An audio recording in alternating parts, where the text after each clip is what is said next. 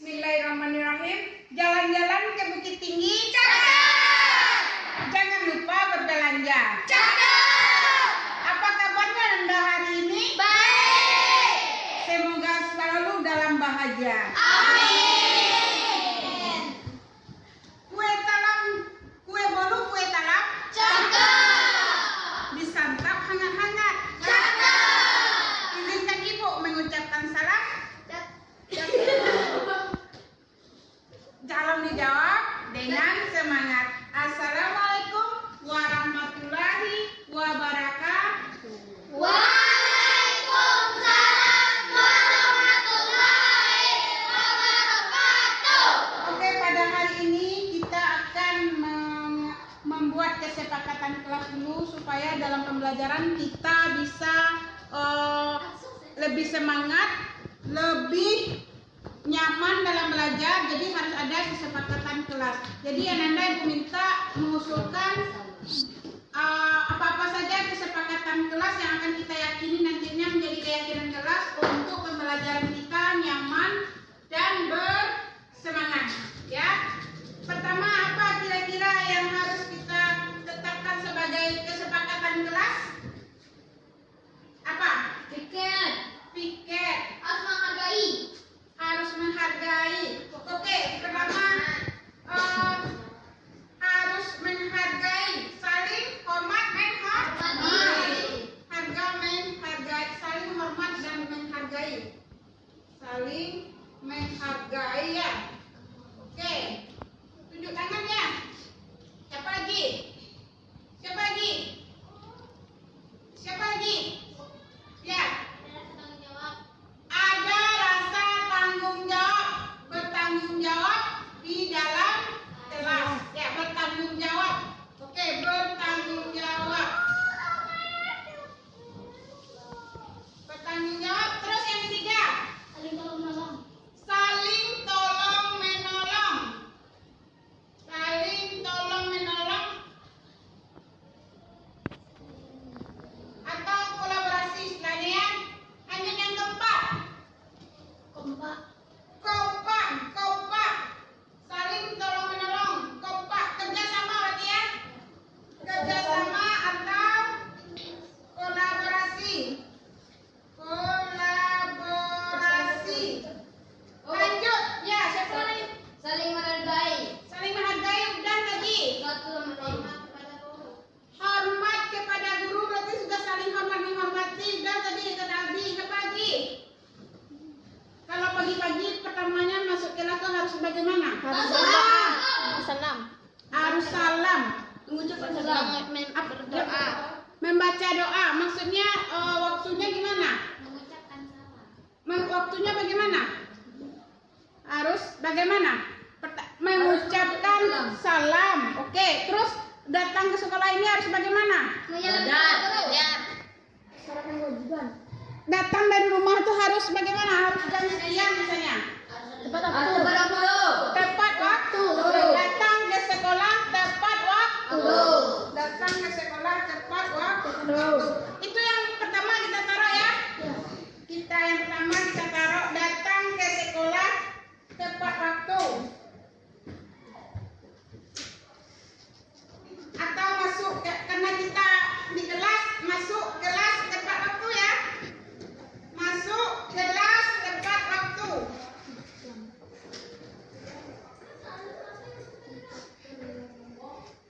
Tepat waktu. Yang kedua, baca doa ya. Yang kedua, baca tepat waktu.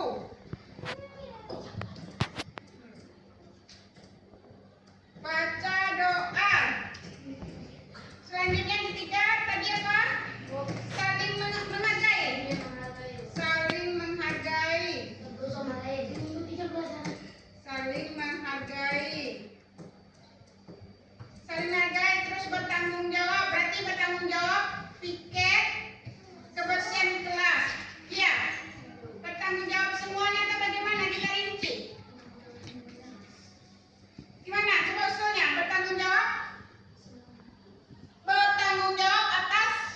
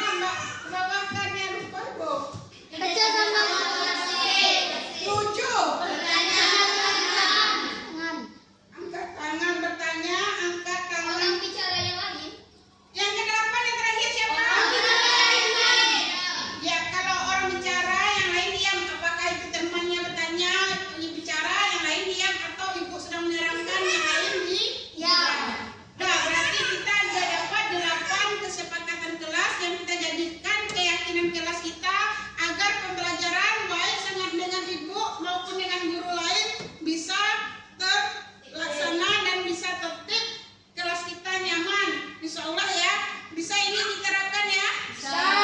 Kalian konsisten dan konsekuen untuk menjalankannya? Oh, bisa ya? Bisa. Oke, setuju. Oke, demikianlah untuk menetapkan kesepakatan kelas kita untuk menjadi keyakinan kelas kita agar kita patuhi semuanya. Terima kasih Ibu ucapkan. Assalamualaikum warahmatullahi wabarakatuh. Waalaikumsalam warahmatullahi wabarakatuh. وظننت أنا أني بذلك حسن فوجدت أني خاسر فتلك مظاهر لا لا لا نحتاج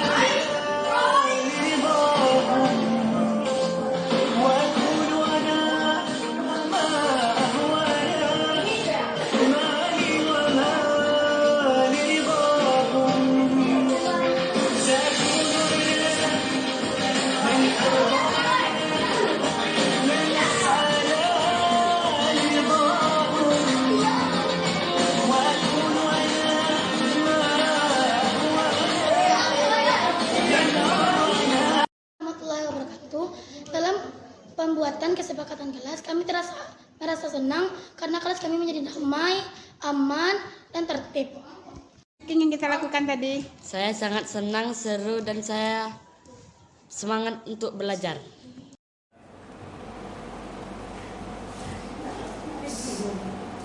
Bismillahirrahmanirrahim. Assalamualaikum warahmatullahi wabarakatuh.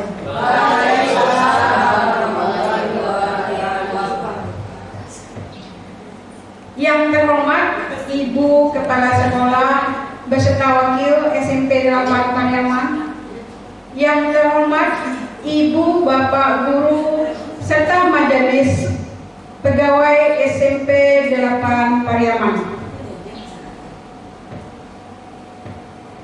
Pertama-tama marilah kita panjatkan puji dan syukur kehadiran Allah Subhanahu wa taala. Berkat rahmat dan karunia-Nya kita bisa berkumpul di ruangan ini untuk melakukan atau mendengarkan diseminasi atau pengimbasan budaya positif di sekolah kita. Tak lupa juga salawat dan salam kita sampaikan kepada Nabi besar Muhammad Sallallahu Alaihi Wasallam yang telah membawa umatnya dari zaman kegelapan menjadi zaman yang berilmu pengetahuan seperti sekarang ini.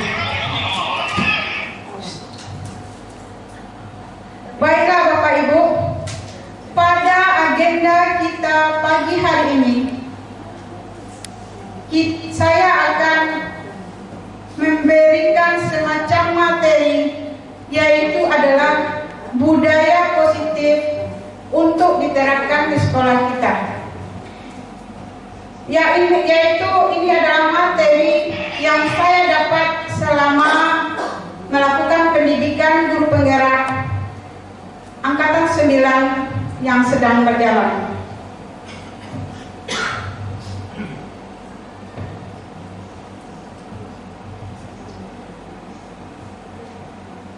Perkenalkan, nama saya Yanti Oktavia, guru SMP 8 Pariaman, teman sejawat Bapak Ibu.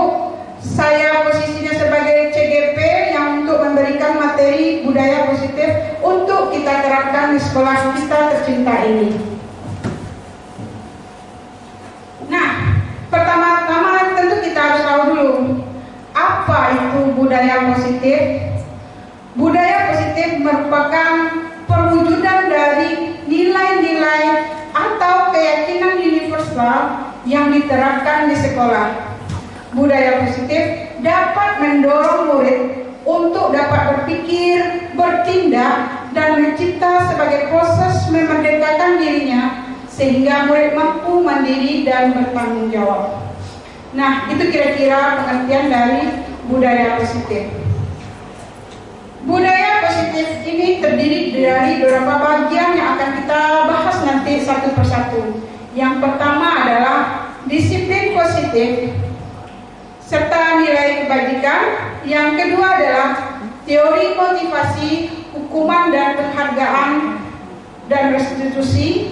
Yang ketiga adalah keyakinan kelas. Yang keempat, kebutuhan dasar manusia. Yang kelima, 5 posisi kontrol kita sebagai guru. Yang keenam, segitiga restitusi.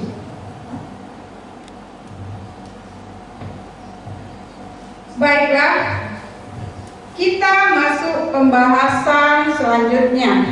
Kita mulai dari yang pertama, yaitu adalah disiplin positif dan nilai-nilai kebajikan. Seorang yang memiliki disiplin diri berarti mereka bisa bertanggung jawab terhadap apa yang dilakukannya, karena mereka mendasarkan tindakan mereka pada nilai-nilai kebajikan universal yang telah kita ketahui sama-sama. Dr. William Glasser dalam kontrol teori yang kemudian dari hari berkembang dan dinamakan dengan choice theory meluruskan beberapa miskonsepsi tentang makna kontrol yang mungkin hal ini sering kita jalani atau terbiasa kita jalani di sekolah. Yang pertama, ilusi guru mengontrol murid. Kita membayangkan atau yang sudah terjadi pada kita sebelumnya, yang selama ini adalah kita berusaha untuk mengontrol murid. Padahal seandainya atau boleh dicontohkan ibarat tangan, kita pegang tangan erat-erat, nanti ada orang yang suruh membuka kepala tangan kita. Kalau hati kita mengatakan tidak, pasti kita tidak mau membukanya. Ya, nah Bapak Ibu, kalau misalnya hati kita tersentuh, misalnya ada dorongan atau semacam persuasi dari orang lain, mungkin kita bisa melepaskannya. Gitulah kira-kira. Jadi berarti yang akan merubah diri kita itu sendiri adalah diri kita sendiri. Orang lain mungkin tidak bisa. Begitu juga dengan siswa kita. Nah, yang pertama tadi, ilusi guru mengontrol murid. Yang biasa kita lakukan di sekolah adalah memberi pengontrolan murid seakan murid itu mau seperti yang kita harapkan. Yang kedua adalah ilusi bahwa semua penguasaan positif efektif dan bermanfaat. Jadi di sini ibaratnya semua yang kita sampaikan kepada murid, semua yang kita katakan pada murid, kita berharap itu mampu mendorong murid untuk mau seperti yang apa kita katakan, yang apa kita perintahkan. Yang ketiga adalah ilusi bahwa kritik dan membuat orang merasa bersalah dapat menguatkan karakter. Yang biasanya kita memberi semacam kritikan atau mengatakan hal itu tidak boleh, ini tidak boleh, siswa, mungkin itu masih miskonsepsi yang biasa kita lakukan di sekolah, karena kita berharap sesuatu itu yang kita katakan itu menurut kita benar, tetapi menurut murid belum tentu yang dia pikirkan itu benar. Yang selanjutnya yang keempat adalah ilusi bahwa orang dewasa memiliki hak untuk memaksa. Artinya karena kita posisi sebagai seorang guru, kita merasa murid kita itu bisa kita atur, bisa kita lakukan sesuai yang kita mau, sesuai yang kita harapkan. Karena kita berpikir apa yang kita lakukan itu, apa yang kita katakan itu benar untuk diri mereka. Ya kan Bapak Ibu, selama ini kita bersikap demikian, memang hal yang terbaik untuk siswa kita. Tapi mungkin terjadi miskonsepsi atau yang harusnya, yang benarnya bagaimana. Nah, ini kira-kira kita lanjut.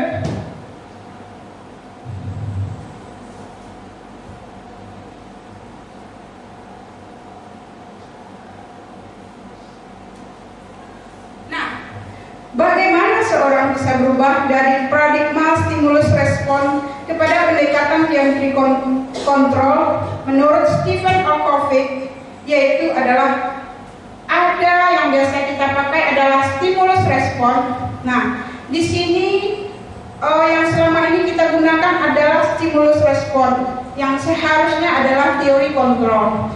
Nah, yang selama ini kita memikirkan realitas kebutuhan itu kita sama. Sementara yang seharusnya, yang menurut teori kontrol, yaitu realitas kebutuhan kita itu berbeda. Yang kedua adalah semua orang melihat hal yang sama. Menurut teori kontrol, setiap orang memiliki gambaran berbeda. Apa yang kita pikirkan belum tentu itu yang dipikirkan orang lain atau peserta didik kita. Yang ketiga, berperilaku buruk dilihat sebagai suatu kesalahan. Karena kita biasanya menganggap apa yang dilanggar murid itu menganggap itu salah. Kita mengharapkan yang terbaik untuk murid. Tapi menurut teori kontrol, semua perilaku memiliki tujuan. Nah, mungkin murid itu ada tujuannya, tapi kita belum tahu apa itu tujuannya. Antara salah untuk tujuan mereka atau benar. Yang selanjutnya, orang lain bisa mengontrol saya. Kalau stimulus respon yang seharusnya teori kontrol yaitu hanya Anda yang bisa mengontrol diri Anda. Berarti orang tersebut yang bisa mengontrol dirinya, tidak bisa dipaksakan oleh orang lain selain dirinya. Seperti yang saya contohkan tadi, mengepal tangan, kalau tidak ada inisiatif dari dirinya, maka dia tidak mau membuka kepalan tangannya. Selanjutnya, pemaksaan ada pada saat bujukan gagal. Teori kontrol, kolaborasi, dan konsensus menciptakan pilihan-pilihan baru. Jadi mungkin kita menganggap bujukan yang selama ini kita lakukan gagal.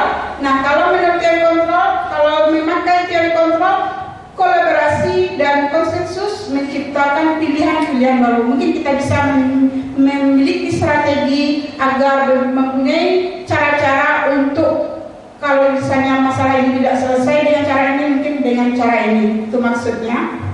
Dan terakhir, model berpikir menang kalah. Nah, kita mungkin selama ini berpikir, ya berarti kalau dahulu ini salah. Tapi bagi yang teori kontrol, model berpikir menang dan menang. Kalau nggak ada jalan ke sini, berarti ini ada jalannya. Jadi nggak ada menang kalah, tapi menang dan menang. Karena di balik jalan itu ada jalan yang lainnya. Mungkin itu kira-kira maksudnya.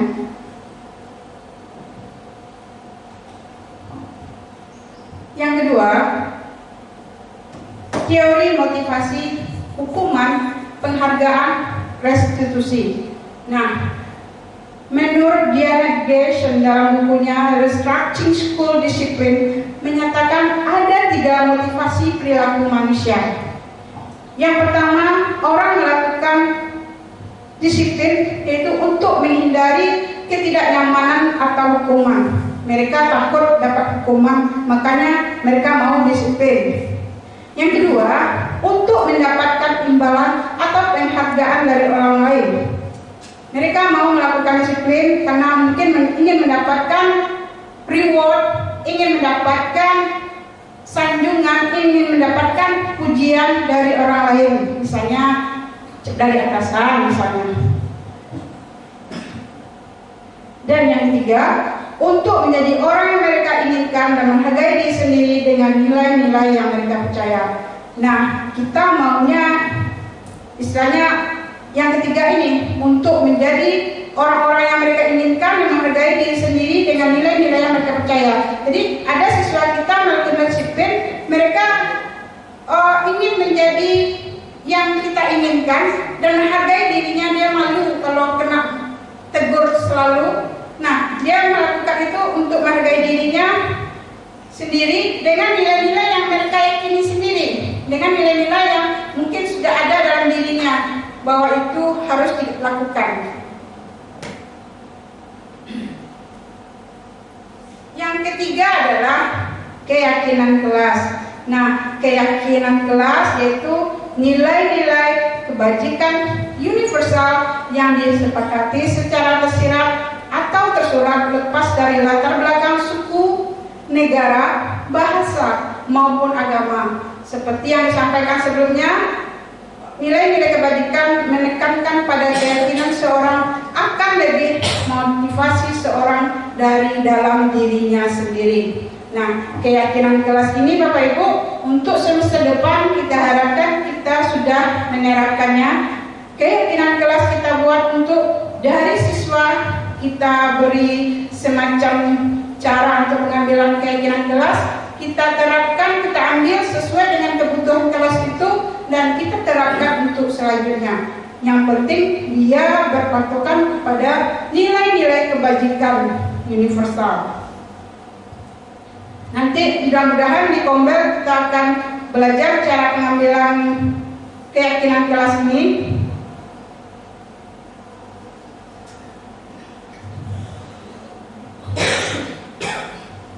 Yang keempat, 5 kebutuhan dasar manusia. Nah, kita mungkin sama-sama mengetahui kenapa siswa kita, anak didik kita, mungkin anak kita sendiri kadang-kadang melakukan ini. Ada semacam 5 kebutuhan dasar yang tidak terpenuhi saat itu. Mungkin yang pertama, mungkin kebutuhan bertahan hidup.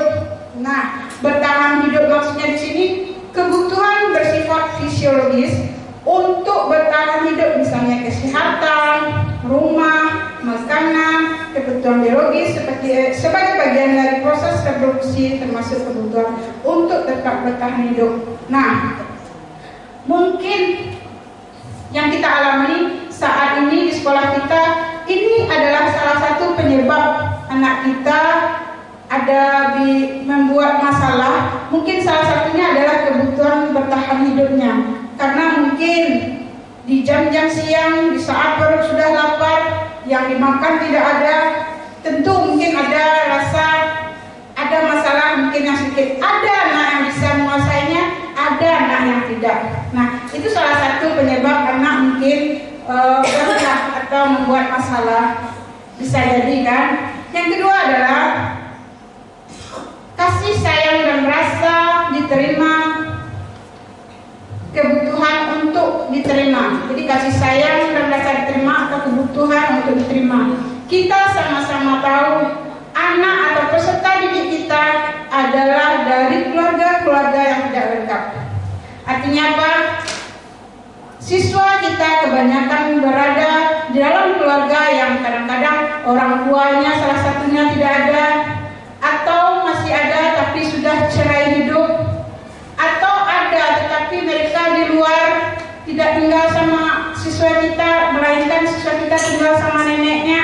Nah, itu mereka rasakan. Jadi kadang-kadang ada semacam kebutuhannya itu yang mereka tidak temukan, yang menurut mereka ada keluarga yang lengkap dengan penuh kasih sayang. Nah, mungkin karena tidak dapat hal demikian, salah satu penyebab anak kita membuat masalah. Yang ketiga adalah penguasaan atau kebutuhan pengakuan atas kemampuan. Ada anak yang merasa dia berhubung dengan kekuatan untuk mencapai sesuatu, menjadi kompeten, menjadi terampil, diakui atas prestasi dan keterampilannya, didengarkan dan memiliki rasa harga diri. Ada anak yang merasa dia tidak dihargai, ada anak yang merasa dia dizolimi. Jadi itu salah satunya kebutuhan pengakuan atas kemampuannya atau dirinya. Kita sama-sama tahu anak kita sering dibully, mungkin karena bentuknya yang kurang, dibully temannya, atau keadaannya yang kurang, keadaan misalnya ekonominya, dibully sama temannya. Nah, itu merupakan salah satu penyebab anak kita mungkin menjadi bermasalah. Selanjutnya adalah kebebasan atau pilihan. Nah, ini dia. Kemarin ini ibu kepala sekolah kita pernah menanyakan ke anak, maunya anak ini, kata ibu kepala sekolah kita ceritakan, maunya anak ini bebas. Iya, mereka di umurnya mau demikian. Anak kita di fase apa namanya ini, generasi Z, di mana anak itu butuh kebutuhan kemandirian, autonomi, memiliki pilihan dan mampu mengendalikan arah hidup seseorang. Anak-anak dengan kebutuhan kebebasan yang tinggi, menginginkan pilihan, mereka perlu banyak bergerak, suka mencoba-coba, tidak terlalu terpengaruh orang lain, dan senang mencoba hal baru yang menarik menurut mereka. Nah, karena kita punya siswa didik atau peserta didik di umur yang demikian, kita memang merasakannya. Anak kita, walaupun sudah kita yang biasanya kontrol dari kita itu adalah bersifat hukuman, pemantauan dan lain sebagainya, mereka tidak mendengarkan kita karena mungkin kebutuhannya ingin melakukan sesuatu yang menurut mereka menarik tanpa mereka mau mendengarkan kita. Jadi kita harus paham juga dengan anak kita, dengan perkembangan anak kita. Berarti seusia begini, kemauannya begini, jadi nanti kita tinggal mengarahkan, kita menuntunnya saja. Selanjutnya yang terakhir adalah kesenangan. Kesenangan, kebutuhan untuk merasa senang, kebutuhan untuk mencari kesenangan, bermain, tertawa. Anak-anak dengan kebutuhan dasar kesenangan yang tinggi biasanya ingin menikmati apa yang dia lakukan. Mereka juga bisa berkonsentrasi tinggi saat mengerjakan hal yang mereka senangi. Nah, anak-anak kita, kalau misalnya mereka menyenangi sesuatu mata pelajaran, contohnya olahraga, mereka rela berjam-jam di luar sana, berpanas-panas, karena hujan mau di mereka. Mungkin menurut mereka itu sangat menyenangkan. Berarti hal yang lumrah untuk usia anak kita. Kita harus sadar itu Bapak Ibu. Jangan Bapak Ibu jadi baper karena misalnya mata pelajaran Ibu kurang diminati. Mungkin kebutuhan mereka saat ini adalah untuk bermain, bersenang-senang, bergerak-gerak, melakukan apa yang mereka mau, sehingga mereka tertarik dengan mata pelajaran yang satu ini. Jadi bagaimana solusinya? Kita tentu ada strategi-strategi selanjutnya. Jadi kita harus paham dulu 5 kebutuhan dasar siswa kita, sehingga kita bisa bersikap untuk mengatasi masalah berikutnya. Nah, ini harus biasanya kita ada sama kita atau pernah kita melakukannya, yaitu 5 posisi kontrol. Yang pertama, kita sebagai guru adalah tipe penghukum. Benar itu, saya sendiri pernah demikian. Sebelum belajar tentang teori ini, saya termasuk tipe penghukum. Jadi tipe penghukum itu nada suara tinggi, karena berkali-kali tidak bisa dinasihati. Tentu bahasa kita atau nada kita tinggi, nah Bapak Ibu. Nah, nada suara kita tinggi, bahasa tubuh, mata melotot, dan jari menunjuk-nunjuk, menghardik. Misalnya contohnya, terlambat lagi, pasti terlambat lagi, selalu datang terlambat. Kapan bisa datang tepat waktunya? Jadi atau masalah lain, kamu selalu berkelahi, kamu sempat kita misalnya marah lebih dari itu. Nah, itu kita adalah tipe guru yang penghukum. Bapak Ibu mungkin pernah demikian, saya juga pernah demikian. Yang kedua adalah pembuat rasa bersalah. Kadang-kadang kita mungkin kalau masih lagi mood, kita memakai metode ini, membuat rasa bersalah. Nada suara memelas, halus, sedih, bahasa tubuh merapat pada anak, lesu. Kadang-kadang kita mengeluarkan kata-kata, misalnya contoh seperti ini. Adik, kamu ini bagaimana ya? Kamu sudah berjanji dengan ibu, tidak akan terlambat lagi. Kamu kenapa ya senang sekali mengecewakan ibu? Pernah kan kayak gitu Bapak Ibu? Kan misalnya Tony, perasaan kemarin aku udah janji sama ibu untuk tidak mengulangi lagi. Tapi kenapa masih mengulangi lagi? Kan kita kalau lagi moodnya masih bisa lembut ya Bapak Ibu. Nah itu adalah semacam pembuat rasa bersalah. Nanti akan kita berkali-kali ibu menasihati kamu, tapi tak ada perubahan, kecewa ibu sama kamu. Nah itu adalah pembuat rasa bersalah. Yang ketiga, 5 posisi kontrol kita sebagai guru yang telah kita lakukan, yang pernah kita laksanakan. Mungkin sebagai teman, mungkin ada tipe guru yang suka bercanda, tipe yang suka akrab dengan murid. Nah ini sering terjadi. Pelaksananya mungkin nada suara ramah, akrab dan bercanda, bahasa tubuh merapat pada murid, mata dan senyum jenaka. Misalnya kita contohkan, Adi, ayolah, bagaimana sih kamu? Kemarin kamu sudah janji ke bapak kan? Kenapa datang terlambat lagi? Nah, seakan-akan anak kita posisikan sebagai sahabat kita sendiri. Itu karena ada tipe yang istilahnya menganggap murid itu kalau bisa diajak secara berteman mudah-mudahan bisa berubah. Nah, pernah mungkin Bapak Ibu di posisi yang demikian. Selanjutnya adalah Pemantau nada suara datar, bahasa tubuh yang formal. Misalnya contohnya seperti ini. Adi, tahukah kamu jam berapa kita memulai? Misalnya Adi tak menjawab, tahu Pak. Kamu terlambat 15 menit. Apakah kamu sudah mengerti konsekuensi yang harus dilakukan bila terlambat?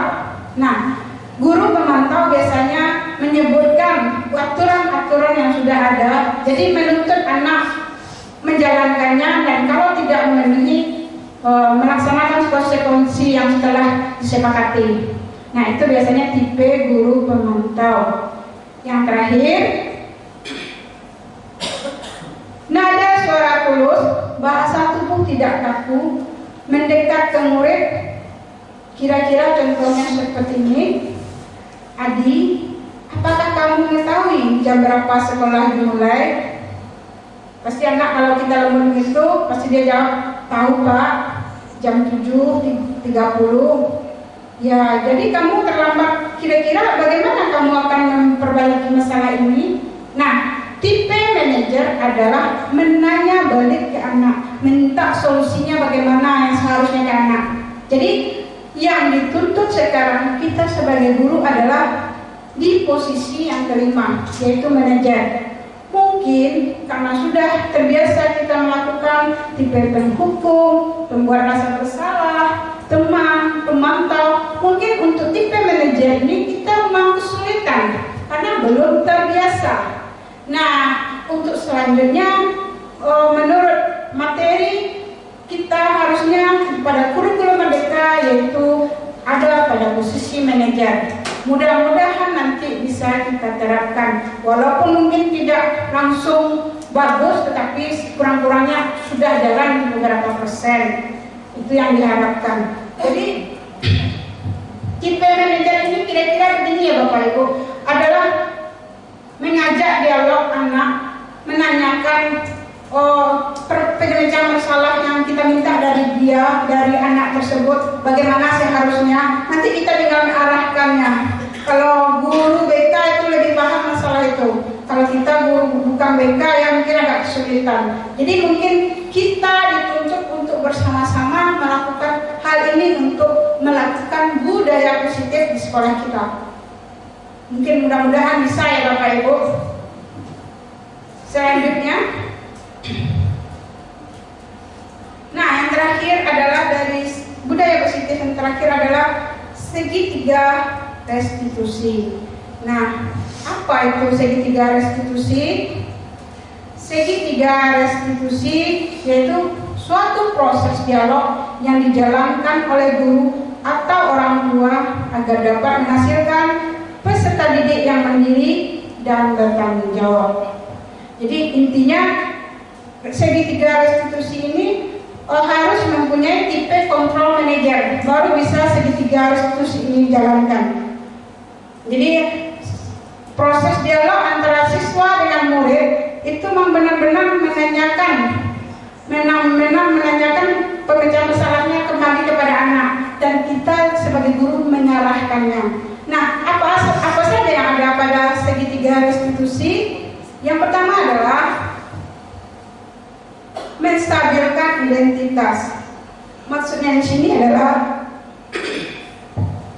untuk mengubah identitas anak dari orang yang gagal karena melakukan kesalahan menjadi orang yang sukses.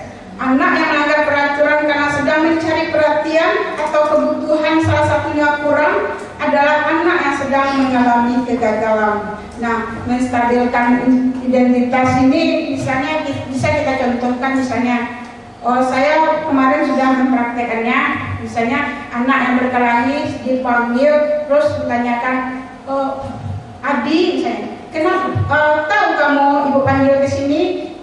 Tahu bu. Ya, ibu tadi mendengar dari guru piket, Adi bertengkar. Kenapa Adi melakukannya itu?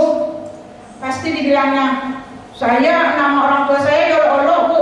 Saya spontan saja meninjunya karena harga diri saya merasa ayah saya dihina gitu. Nah, jadi kita bisa berpikir ke situ karena anak itu melakukannya ada alasannya. Karena dia membela diri, karena ayahnya diolok-olok sama temannya. Nah, bagi yang melakukan olok kita tanya, berarti anak yang kita tanya tadi, kenapa kamu melolok nama teman ayah kamu? Saya cuma bercanda bu. Nah, jadi antara kebutuhan dasar anak tadi, salah satunya kalau Adi dia merasa harga dirinya, berarti kebutuhan dasar merasa dihormati. Sementara anak tadi dia merasa bercanda, mencari kesenangan, berarti kebutuhan dasar dari anak tadi adalah kesenangan, karena dia merasa itu cuma bercanda, tapi si Adinya langsung marah, meninju, karena menurut Adi dia merasa terhina ayahnya dilolok. Nah, dari masalah tadi berarti kita bisa dapatkan kesimpulan anak itu bermasalah karena ada sesuatu kebutuhan dasar yang terjadi pada dirinya yang tidak dipenuhi, makanya membuat suatu masalah itu terjadi. Itu contoh yang pernah terjadi pada anak-anak kita. Mungkin banyak contoh lain. Nah, jadi bisa kita menstabilkan identitasnya. Misalnya ini, ibu tahu kamu marah demikian, ya karena maklum lah, kita kan punya manusiawi, karena kamu merasa nama ayah kamu dihina, spontan saja kamu menuju temannya. Ibu maklum, karena kita pernah punya masalah, kita pernah punya kesalahan. Nah, tetapi untuk merubah kesalahan itu bagaimana? Nah, itu kita minta kepada anak. Kita minta kepada anak. Jadi itu kita sudah menstabilkan identitas. Yang kedua adalah validasi tindakan yang salah. Nah, di sini pas validasi tindakan yang salah yaitu memenuhi kebutuhan dasar. Kalau kita memahami kebutuhan dasar apa yang mendasari sebuah tindakan, kita akan bisa menemukan cara-cara yang paling efektif untuk memenuhi kebutuhan tersebut. Nah, tadi kan sudah saya sampaikan kenapa Adi dan temannya tadi berkelahi, karena Adi merasa orang tuanya diolok-olok, nama orang tuanya diejek-ejek. Secara spontan dia menuju temannya, akhirnya berkelahi. Sementara lawannya mengatakan dia cuma bercanda, tidak bermaksud menyakiti hati Adi, karena kebutuhan dasarnya adalah untuk kesenangan semata. Jadi ada dua kebutuhan dasar yang tidak dipenuhi tadinya, makanya hal itu terjadi. Nah, kita lakukan validasi tindakan yang salah dengan kira-kira contohnya seperti ini. Adi, kamu menunjuk teman kamu, kan udah ceritakan Adi, saya menunjuknya karena orang tua saya diolok bu. Nah, sudah kita berikan tadi kalau kita itu pernah salah. Terus kita lanjutkan, Kira-kira menurut Adi, menonjol teman itu benar atau salah? Salah, Bu. Pasti anak tahu dia salah. Nah, berarti kita menanyakan itu, berarti kita balikkan kepada dia. Nah, kalau salah solusinya bagaimana, Nak? Nah, nanti pasti saya minta maaf, Bu. Nah, yang seharusnya bagaimana? Ya, saya harus menghargai teman, Bu. Pasti kalau Bapak Ibu mempraktekkan, pasti muncul langsung pada anak jawaban-jawaban seperti itu. Jadi kita sudah berdialog dengan anak, kita kembalikan lagi ke anak. Nah, kira-kira demikianlah Bapak Ibu. Nah, contohnya, lanjut menanyakan keyakinan. Nah, menanyakan keyakinan di sini adalah kita pada dasarnya termotivasi secara internal ketika identitas sukses telah tercapai. Ada tingkah laku yang salah telah divalidasi. Yang tadi kan distabilkan identitas, validasi tindakan yang salah sudah kita tanyakan. Langkah keduanya, maka anak akan siap untuk dihubungkan dengan nilai-nilai yang dia percaya dan berpindah menjadi orang yang karakter yang dia inginkan dan yang kita inginkan. Nah, maksudnya di sini ya Bapak Ibu, menanyakan keyakinan. Dari kasus tadi Adi bertengkar dengan temannya, menonjok temannya karena merasa membela diri, sudah kita tanyakan itu salah apa benar, jawabnya salah. Selanjutnya kita tanyakan balik kepada dia. Nah, kita kan tadi sudah punya kesepakatan kelas tuh, sudah punya keyakinan kelas. Kita tanyakan menurut keyakinan kelas kita itu bagaimana? Nah, Adi harus bagaimana? Harus saling menghargai, Bu. Nah, kita tanya lagi teman-temannya, kalau menurut keyakinan kelas kita sikap apa tadi salah benar? Iya salah, Bu. Menurut keyakinan kelas kita bagaimana harusnya? Tidak boleh bercanda menjelek-jelekkan nama orang tua, Bu. Nah, menurut keyakinan kelas kita hal tersebut bisa dioptimalkan, bisa, Bu. Dengan cara apa? Besok-besok saya tidak akan menjelek-jelek atau melolok nama orang tua teman Adi. Kalau Adi bagaimana? Besok saya akan bersabar, Bu, tidak mudah emosi katanya. Nah, salah itu yang kita lakukan udah termasuk menanyakan keyakinan. Keyakinan yang kita lakukan pada kesepakatan kelas tadi. Kesepakatan kelas tadi anggap itu sudah ada saling menghargai dan menghormati sesama warga ke kelas. Nah, mungkin segitiga restitusi ini sangat dituntut dalam satuan pendidikan untuk menyelesaikan masalah-masalah yang ada pada sekolah. Jadi mungkin masalah-masalah kita yang saya pribadi sebelum mempelajari materi ini memang ada di posisi penghukum, membuat rasa bersalah, teman, dan satunya lagi adalah pemantau. Yang manajer ini mungkin ada pernah, tapi mungkin nihil yang saya lakukan karena saya sudah emosi, sudah kewalahan dengan sikap-sikap atau kelakuan siswa kita. Bagaimana dengan Bapak Ibu? Samakah? Sama ya. Nah, jadi langkah selanjutnya untuk dari sekarang dan seterusnya kita berharap budaya positif yang dari 6 bagian tadi bisa kita lakukan pada satuan pendidikan kita.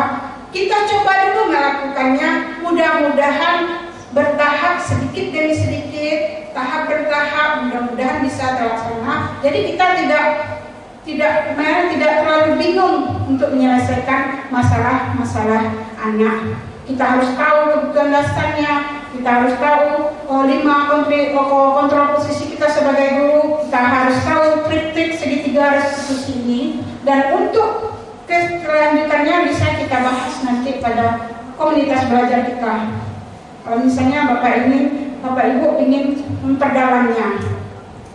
Dan keyakinan kelas kita saya harapkan untuk semester depan kita sudah terapkan. Jadi kita kembalikan aturan, maksudnya bukan aturan, apa yang kita yakini itu bagus kita tanyakan kepada anak. Mudah-mudahan sama-sama anak bisa menerapkan karena anak sudah tidak merasa terpaksa lagi untuk melakukannya. Jadi mungkin Jadi mungkin itu pemaparan saya. Nanti saya adakan sesi bertanyanya. Nah, jadi yang pembahasan kita yaitu budaya positif, yaitu ada 6 tadi, dan yang terakhir adalah segitiga restitusi ini. Dan mudah-mudahan yang saya sampaikan tadi Bapak Ibu bisa memahami dan bisa menyerapkannya. Terima kasih, dan saya berikan waktu untuk tanya jawab. Silakan Bapak Ibu.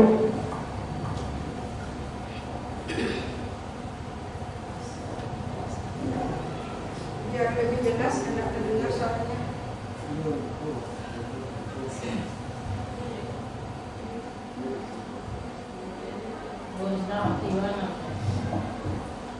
Assalamualaikum warahmatullahi wabarakatuh. Terima kasih atas waktu yang diberikan. Saya merasa yang nomor restitusi dan manajer sangat bagus. Cuma terkadang kan anak kita tidak jujur begitu. Misalnya kan kita bertanya siapa yang melakukan, malah dia lempar batu sembunyi tangan. Itu kira-kira sikap kita seperti apa? Kemudian bagaimana kita menyikapinya? Mungkin waktu kita tidak cukup untuk memproses anak, sementara sebagian besar kita kan jamnya banyak gitu. Mungkin hanya itu. Assalamualaikum warahmatullahi wabarakatuh. Pertanyaan pertama, ada lagi Bapak Ibu yang bertanya? Kita buka sesi 3 pertanyaan itu sesi.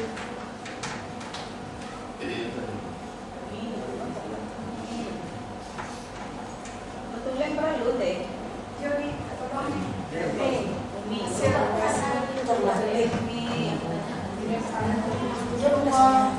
Kak tolong dicatat pertanyaan tadi, Mei.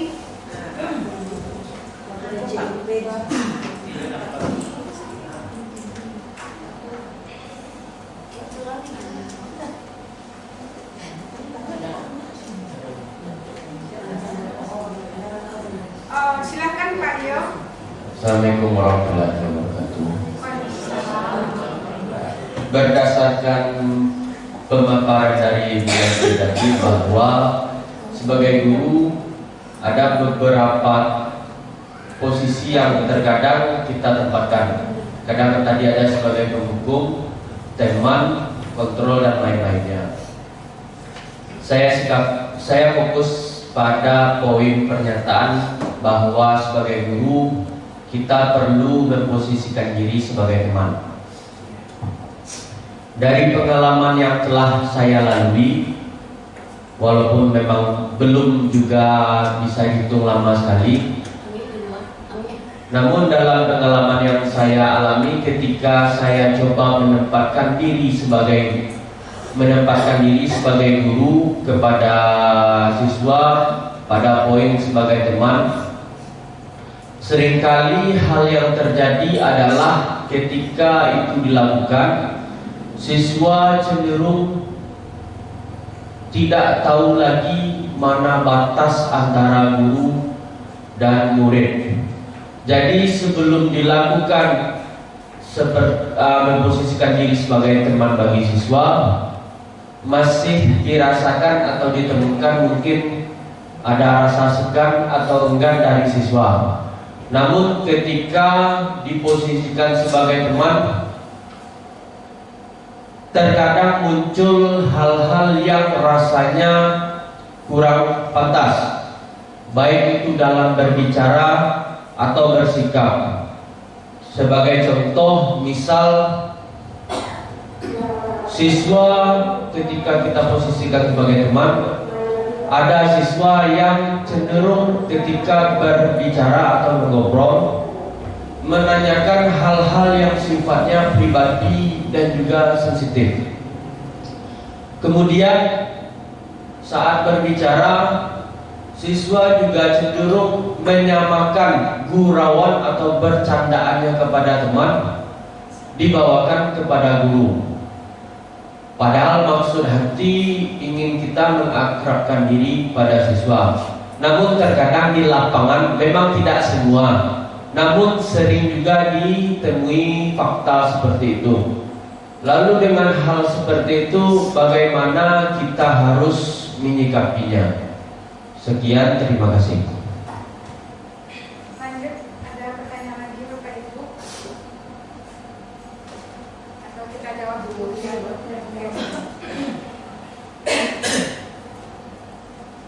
Baik. Terima kasih atas pertanyaan-pertanyaannya yang sama-sama bisa menjadi pembelajaran bagi kita. Yang pertama tadi adalah pertanyaan dari Krishna, yaitu 5 posisi kontrol yang salah satunya manajer ya. Manajer dengan segitiga restitusi. Bagaimana melakukannya sementara jam kita terbatas ya Bapak Ibu. Nah, ya saya maklum hal itu bisa terjadi karena memang kita guru SMP tidak sama dengan guru SD. Kita memangku banyak kelas, sementara kita memang betul kita wali kelas salah satu lokal, tetapi kita tidak selalu masuk ke lokal tersebut. Benar. Nah, cara menyikapinya kita adalah kolaborasi dengan sesama guru rekan sejawat. Nah, di hari itu kan kita ada piket. Di dalam piket ada yang standby kan piket. Mudah-mudahan misalnya yang standby salah satu dari beberapa guru piket ada yang standby. Terus ada guru BK. Nah, kita jangan memaksakan harus di saat itu kita melakukannya. Kalau seandainya kita tidak sempat atau belum bisa melakukan kontrol pada siswa yang bermasalah saat itu, kita serahkan pada yang standby, guru piket misalnya. Nah, mungkin kita sebenarnya sama-sama belajar ya Bapak Ibu. Mungkin itu solusi yang terbaik untuk kita. Karena dengan banyak kelas yang kita ajar, terus anak kita bukan 1, 2, 3 atau 30 per lokal. Biasanya kalau guru SD per lokalnya 30, satu lokal itu dari pagi sampai sore Bapak Ibu mungkin bisa melakukannya. Tetapi beda dengan kita guru mapel, kita berbeda-beda masuknya antara lokal satu dan yang lokal lainnya dalam hal yang berbeda jamnya. Nah, mungkin itu salah satu solusinya. Kolaborasi antara rekan sejawat yang melaksanakan tugas saat itu sangat dibutuhkan sekali. Jadi harus kita kolaborasi. Bagaimana Bu Risna? Oke, lanjut dengan pertanyaan Pak Dio. Nah, memang benar kita mempunyai 5 posisi kontrol yang salah satunya adalah teman. Saat murid kita ajak berteman, kadang-kadang melunjak ya Bapak Ibu, merasa mereka udah selesai dengan kita, tidak tahu batasan-batasan itu. Nah, di sini tadi saya sudah jelaskan dari 5 kontrol posisi yang pernah kita jalankan, yang diminta, yang harus kita terapkan untuk bisa terjadinya budaya positif, yaitu adalah yang kelima, yaitu manajer. Jadi 1, 2, 3, dan 4 yang tadi penghukum yang pertama, membuat rasa bersalah, terus teman dan pemantau. Kalau bisa untuk sekarang dan yang akan datang kita mulai hilangkan. Jadi mengingat kita pakai posisi kontrol yang kelima, yaitu manajer. Manajer bisa dilakukan untuk restitusi atau segitiga restitusi. Tapi kalau untuk tipe teman, segitiga restitusi tidak bisa kita lakukan. Jadi arahannya yaitu adalah yang terakhir. Jadi yang pemaparan yang saya bacakan tadi itu adalah kebiasaan yang pernah kita lakukan sebagai guru sebelum-sebelumnya. Jadi saya sebagai penyampaikan atau penyumbasan atau diseminasi untuk materi ini mau minta kepada Bapak Ibu, kita untuk selanjutnya ada kesepakatan, ada komitmen kita untuk menggunakan tipe pengontrol yang kelima, yaitu adalah manajer, sehingga kita bisa melakukannya untuk penerapan budaya positif yang keenam, yaitu segitiga restitusi. Bagaimana Krishna, sudah sudah saya jawab. Nah, selanjutnya ada pertanyaan lain selain Bu Risna, boleh diutarakan, disampaikan untuk dibahas di forum ini. Siapa yang mau bertanya? Oke, Pak Dio, waktu dan tempat sudah.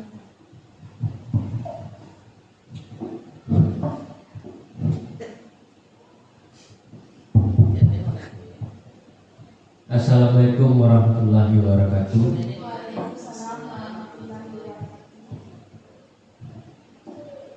Sebelumnya saya ucapkan dahulu terima kasih kepada Ibu Yanti yang pada hari ini telah membagi ilmu dengan kami, di mana pada kesempatan kali ini kami menerima tambahan ilmu atau pengetahuan yang mana semoga ini nantinya bermanfaat guna menunjang pekerjaan kita sebagai guru. Dari keseluruhan slide yang telah dijelaskan tadi, telah kita alami juga, telah kita lihat pemaparan secara rinci oleh Bu Yanti berbagai macam.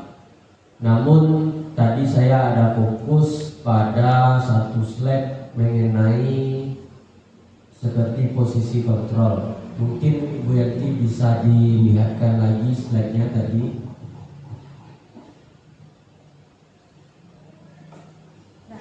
Nah.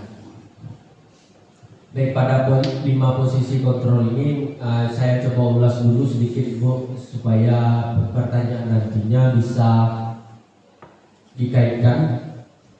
Jadi pada 5 posisi kontrol sebagai guru, tadi ada dijelaskan guru sebagai penghukum, yang kedua pembuat rasa bersalah, yang ketiga sebagai teman, keempat sebagai pemantau, dan kelima sebagai manajer.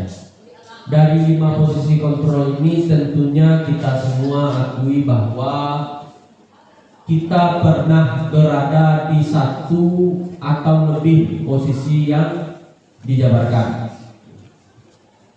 Sama-sama kita tahu terluput dari bagaimana kita mengkondisikan diri, kita akui pernah kita menghukum, kemudian kita pernah menjadi kontrol pembuat rasa bersalah. Kita pernah juga mencoba memposisikan diri sebagai teman. Sebagaimana pada posisi kontrol sebagai teman ini, memang tidak pun pada kesempatan kali ini, pada workshop atau pelatihan yang pernah saya ikuti, ini juga sudah saya simak. Namun pada posisi sebagai teman ini terkadang menimbulkan pertanyaan dan masalah lain bagi saya. Maksud hati kita memposisikan diri sebagai teman tujuannya supaya kita lebih akrab dengan siswa, kita lebih dekat dengan siswa, dan siswa lebih terbuka kepada kita.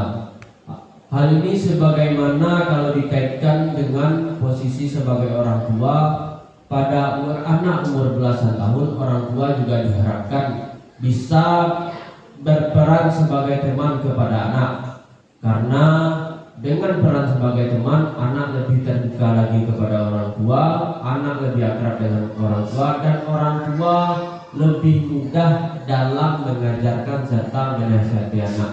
Cocok juga pada tingkat sekolah kita SMP, yang mana anak juga sedang berumur belasan tahun. Pengalaman yang pernah saya lalui dan pernah saya lakukan, saya memang pernah memposisikan diri sebagai teman ini. Ada yang berhasil, ada juga yang tidak berhasil. Ketika ada yang berhasil, memang anak yang sebelumnya, kalau dikaitkan dengan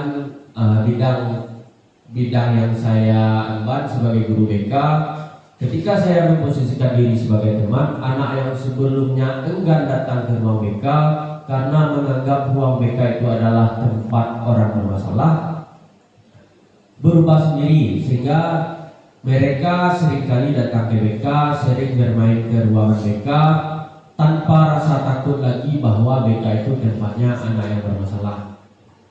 Kemudian anak ketika pembelajaran lebih aktif dan lebih berpartisipasi lagi ketika saya memposisikan diri sebagai teman. Namun itu tidak semua berhasil. Sering juga bertemu permasalahan ketika saya berposisi sebagai teman, anak yang seharusnya masih punya batasan sopan santun antara guru dan siswa,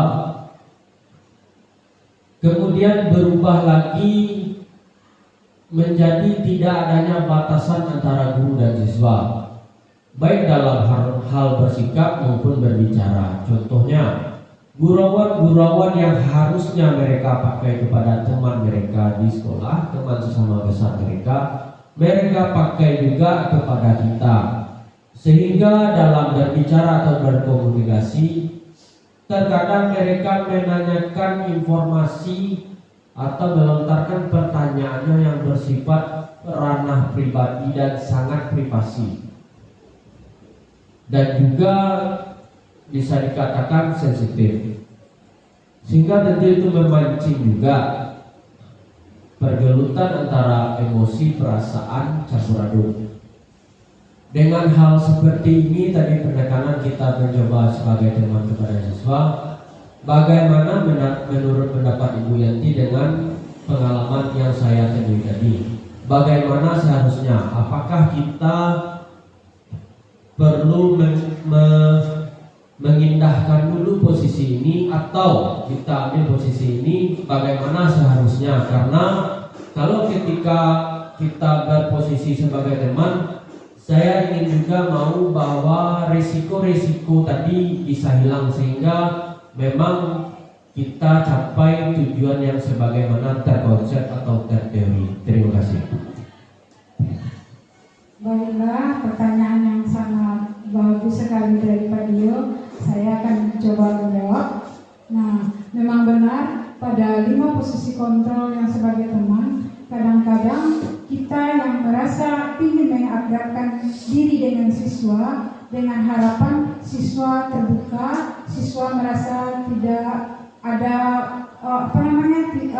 merasa akrab, sehingga merasa apa yang kita sampaikan itu mereka paham, mereka merasa mendapat semacam perlakuan yang lumayan untuk bisa mengembangkan diri mereka lebih baik lagi dari sebelumnya. Itu kan harapan kita. Tetapi pada kenyataannya banyak anak siswa yang biasanya kita melakukannya posisi kontrol sebagai teman, mereka salah mengartikan. Ya demikian kita. Mereka menganggap kita benar-benar sebagai temannya.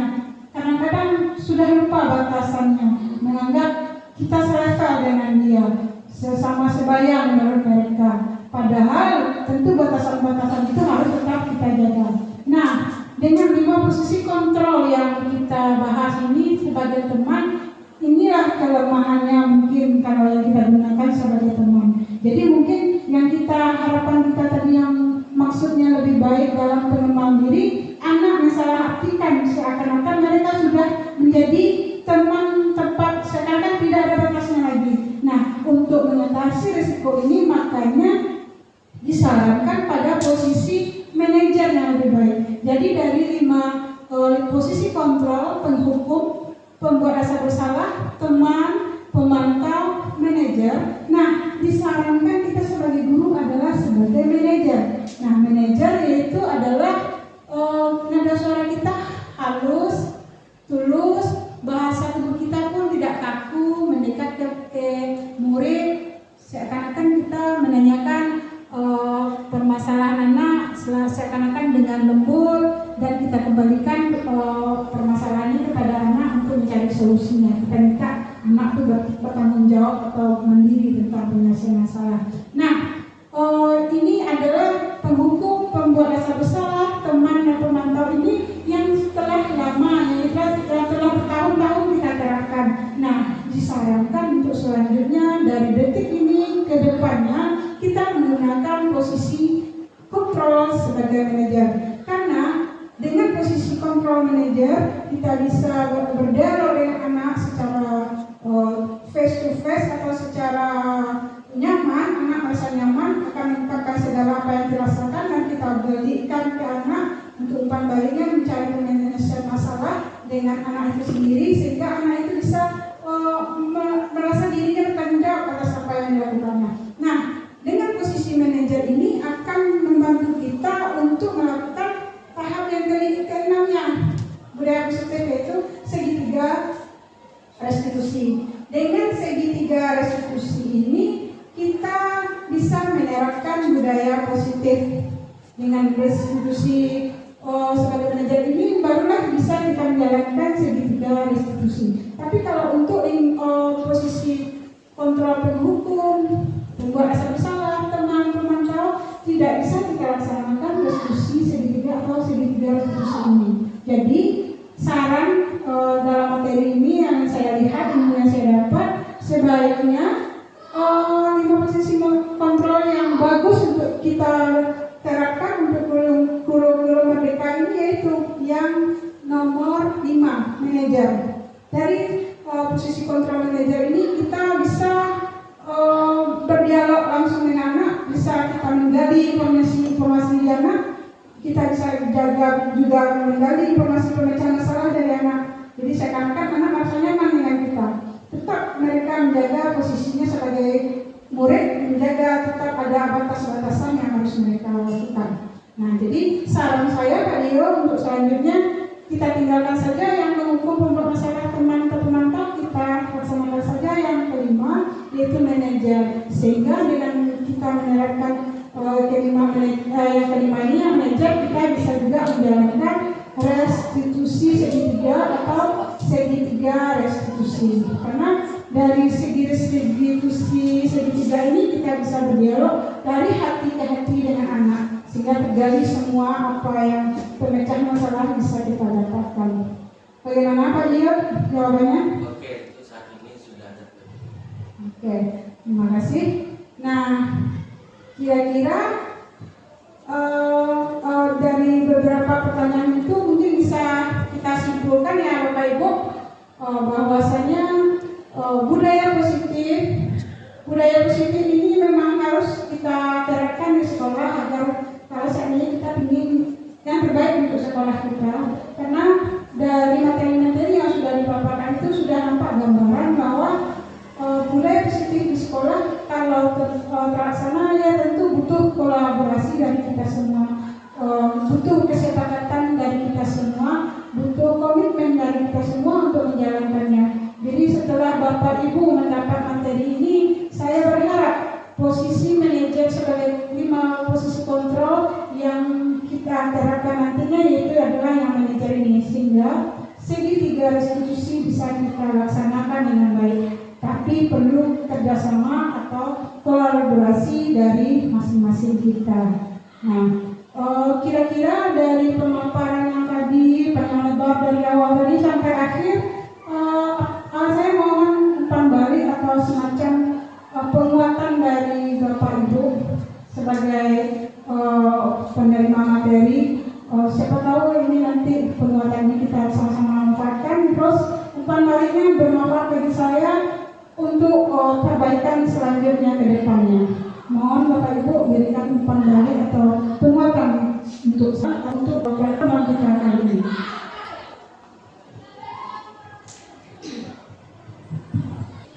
Baik, terima kasih kesempatannya kepada Ibu Yanti.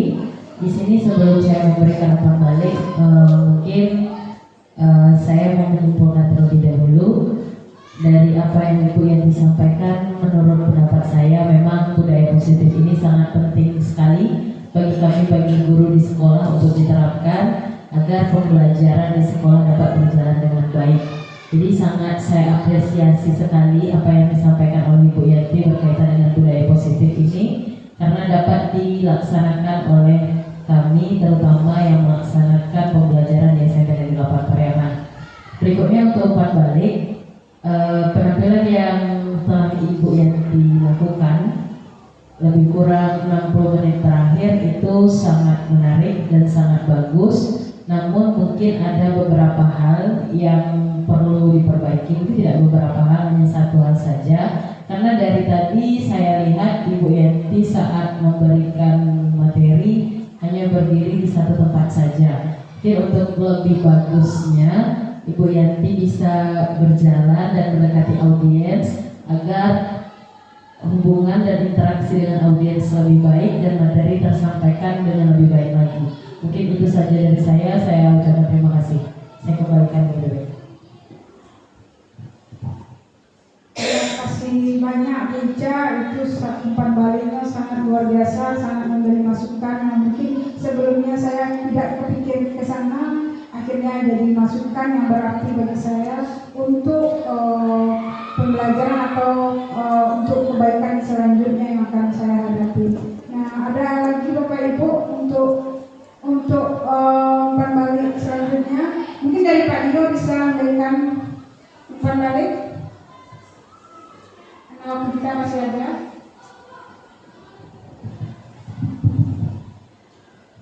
Baik, kalau terima kasih. Kalau di sini umpan balik yang saya berikan sifatnya semoga ini bisa diterima sebagai kritik yang membangun. Nah, di sini umpan baliknya saya tidak fokus pada materi karena saya rasa dari awal tadi sampai terakhir tadi sesi penjabaran dan terakhir sesi pertanyaan, saya rasa di segi materi telah tersampaikan secara utuh, secara lengkap dan rasanya sudah terperinci. Jadi di sini lebih umpan baliknya lebih kepada semoga kedepannya selain kita membahas ini, terkadang pembahasan ini kalau sekedar teori tentu akan sedikit belum memuaskan rasa pengetahuan kita. Jadi mungkin kedepannya akan lebih baik lagi jika kita bisa berpraktek langsung bagaimana pelaksanaannya. Nah, itu saja, terima kasih. Bagaimana Ibu, masih ada waktu kan? Masih? Ya oke. Nah, terima kasih Pak Dio, bagus sekali panduannya. Memang benar kita memang harus mempraktekkannya. Nah, itu kesepakatan kita kalau sudah kita komitmen untuk melaksanakannya. Mungkin untuk tahap pemantapan kita mulai dari semester depan karena sekarang kita udah di penghujung semester. Kita minta komitmen kerjasamanya, kolaborasinya antara sekolah, pemangku kebijakan dengan kita guru beserta siswa Bapak. Kita sepakat ya Bapak Ibu? Oke, terima kasih. Nah, karena waktu sudah habis, ya waktunya sudah habis Bu.